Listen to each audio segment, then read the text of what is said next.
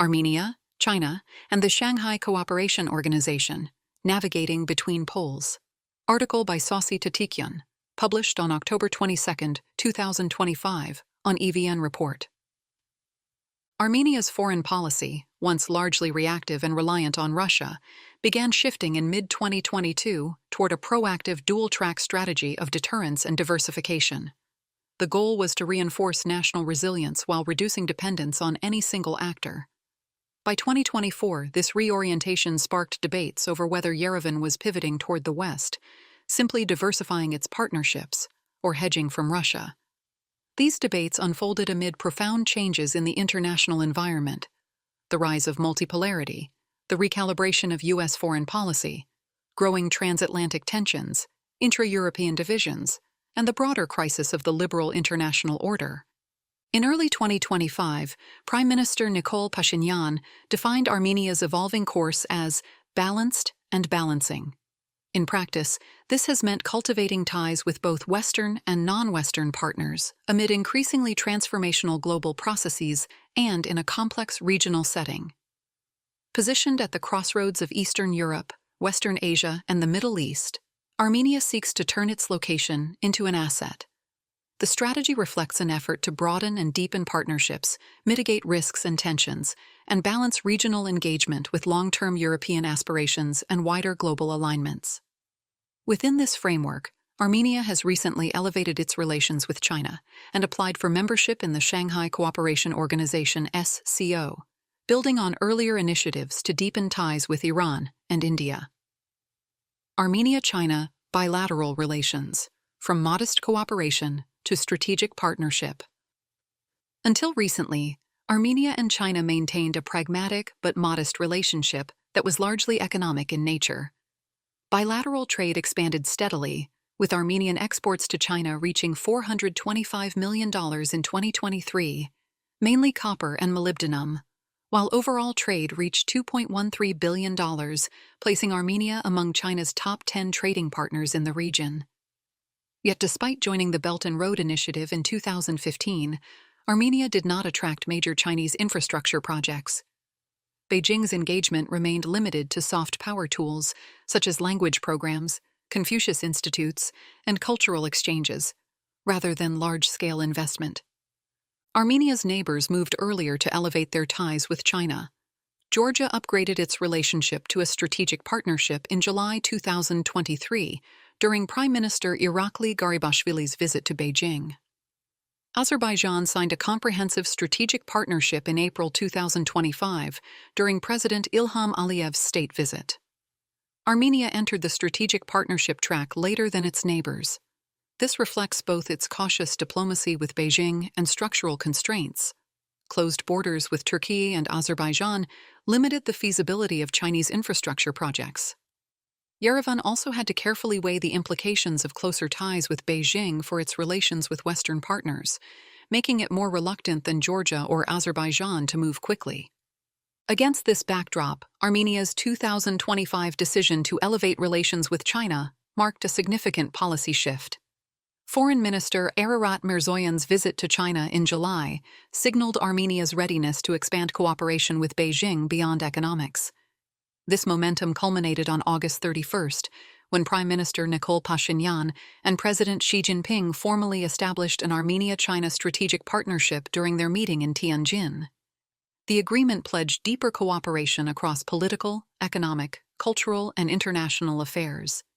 It included Armenia's support for the One China principle, China's endorsement of Yerevan's Crossroads of Peace initiative, and commitments to strengthen ties in trade, infrastructure, technology, and investment. Prospects and constraints of the new partnership. This step opened new channels for Armenia to align with China's Belt and Road (BRI) initiative and Digital Silk Road programs. Smaller states across Eurasia have used these to improve logistics, expand market access, and build digital capacity, from satellite navigation to e-commerce and financial technology. According to the World Bank, China's BRI connectivity framework creates practical opportunities for small states to modernize infrastructure and digital systems while diversifying external partnerships. The Digital Silk Road, DSR, part of the broader BRI, focuses on investments in fiber optic cables, satellites, 5G networks, and digital trade platforms.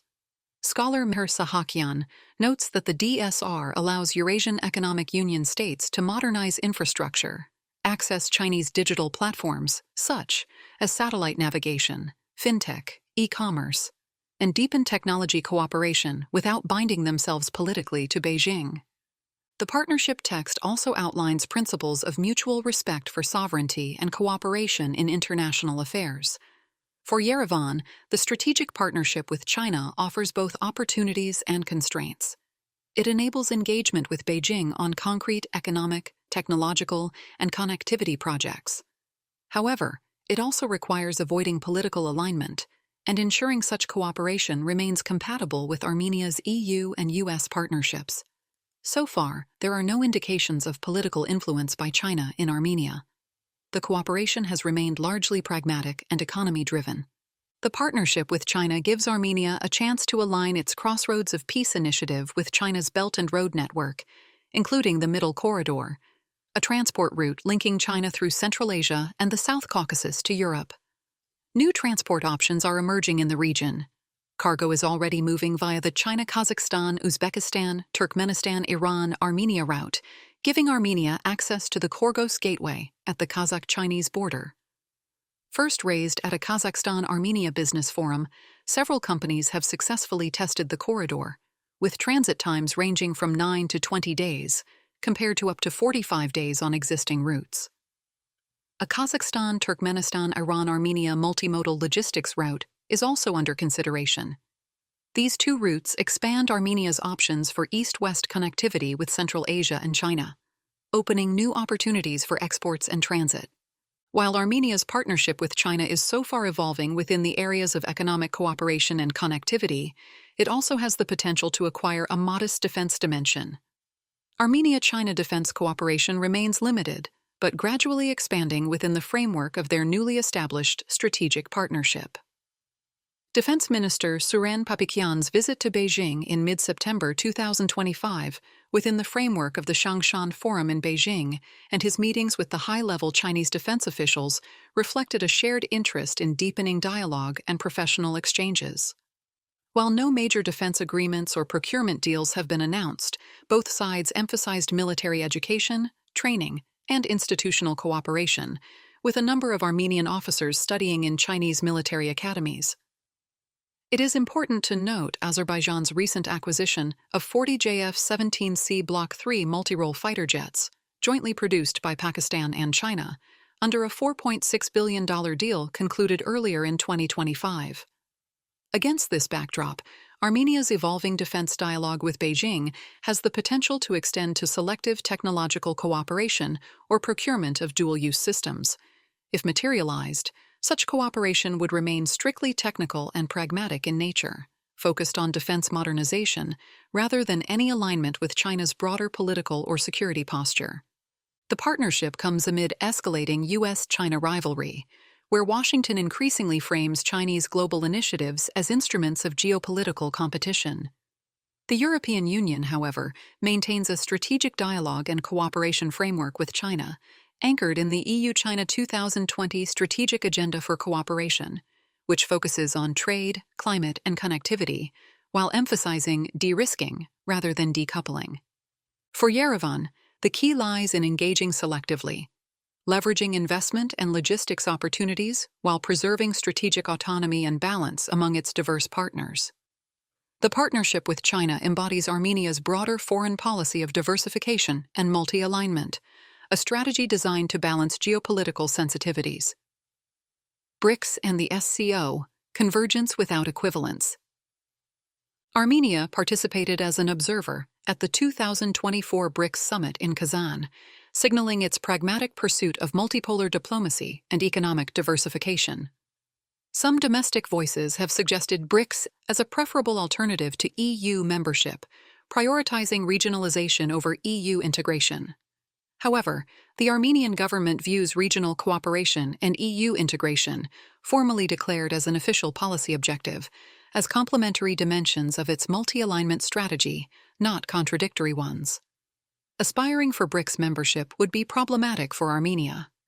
The bloc is widely regarded as an ideological counterweight to the Euro-Atlantic order, challenging Western dominance and comprising largely illiberal and autocratic states. Moreover, Armenia's modest economic weight and BRICS's accession criteria, centered primarily on economic power, make full membership unrealistic.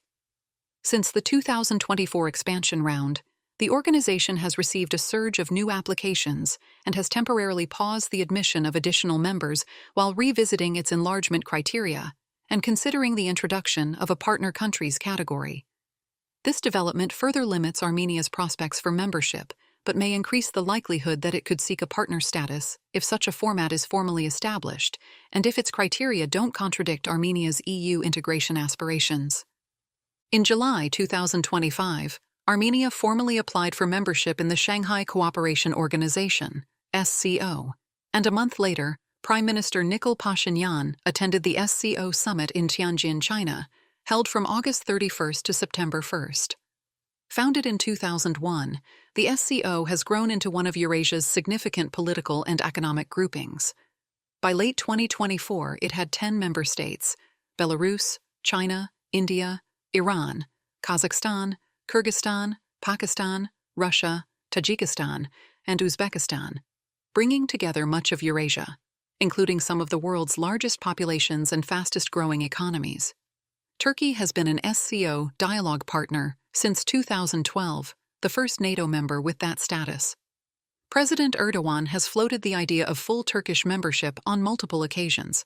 The SCO's official mandate, as defined in its charter, is to strengthen mutual trust and good relations among member states, promote regional peace and stability, and expand cooperation in politics, economy, infrastructure, science, culture, and other fields.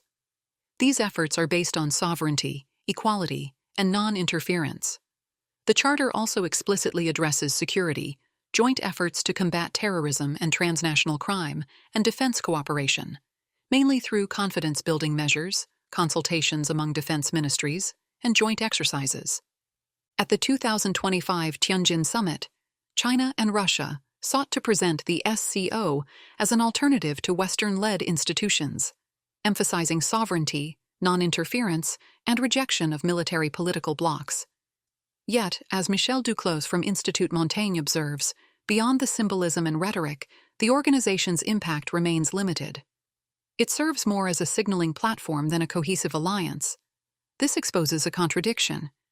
The SCO rejects bloc politics, while China and Russia use it to project an alternative pole and present their vision of the New World. The adversarial relationship between India and Pakistan, along with the strategic rivalry between India and China, further undermines the SCO's cohesion and effectiveness. Armenia's participation in BRICS events reflected an exploratory phase of multipolar engagement.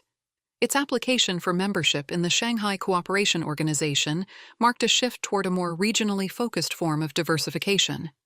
The SCO parallels BRICS in several respects, overlapping membership and a shared emphasis on non-Western cooperation. Yet the two differ in orientation. The SCO focuses primarily on regional security, connectivity, and practical economic coordination. BRICS is centered on global financial influence and reforming international economic governance. For Armenia, this shift from observing BRICS to pursuing SCO membership marks a transition from symbolic participation in a global multipolar forum to engagement in a platform offering more tangible, realistic, and less ideological avenues for cooperation and diversification.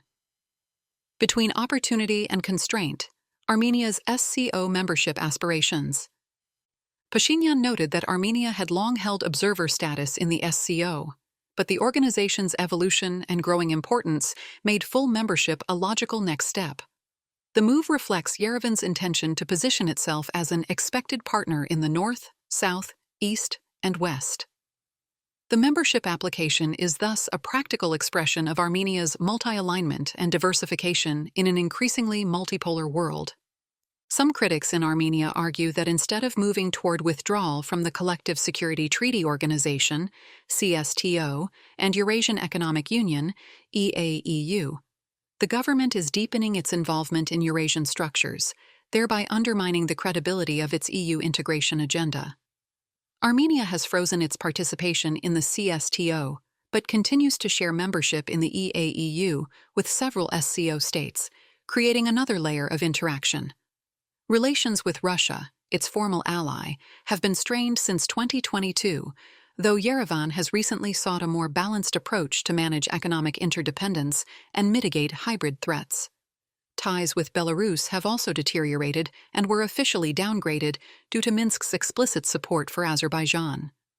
Among Central Asian states, Armenia has advanced bilateral relations with Kazakhstan in recent years, while its ties with Uzbekistan remain minimal, constrained by Tashkent's strategic partnership with Baku.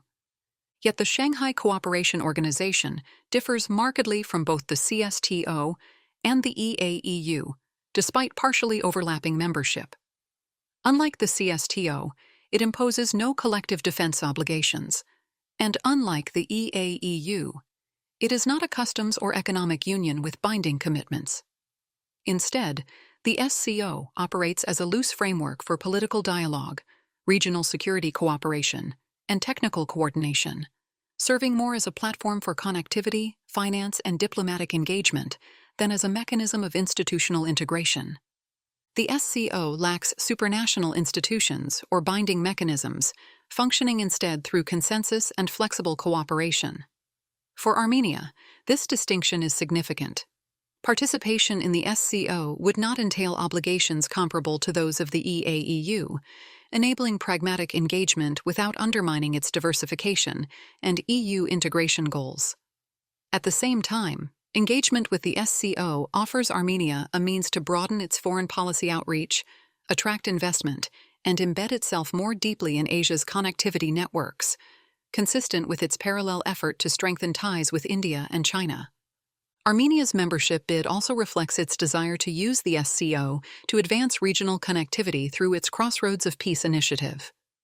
In his Tianjin speech, Aliyev referred to the Trump Route for International Peace and Prosperity, TRIP project, as the Zangezur Corridor, terminology that Armenian Prime Minister Pashinyan rejected as misleading and unacceptable.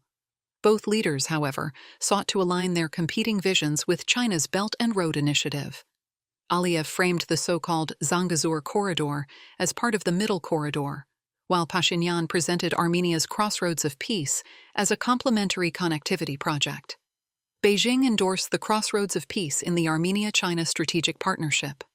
For Yerevan, the SCO matters not only because of China's leadership, but also due to the participation of India, now a key defense partner, and Iran, a vital neighbor and transit link.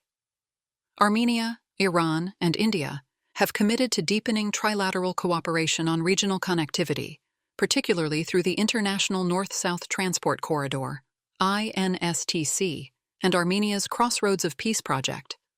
The failure of Armenia's membership application exposed the internal rivalries within SCO. Reportedly, China was supportive of Armenia's bid.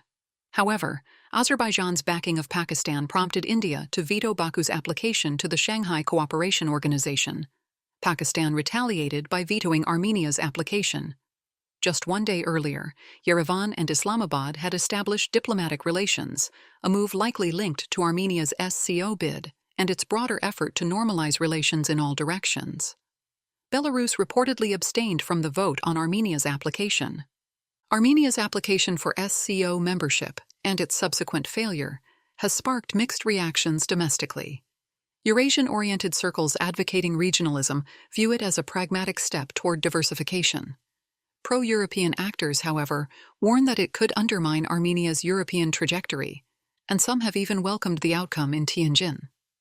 There is still no clarity or public discussion on whether Yerevan plans to continue pursuing membership. Meanwhile, Armenian authorities have recently reiterated that EU accession remains an official long-term policy objective. Conclusions.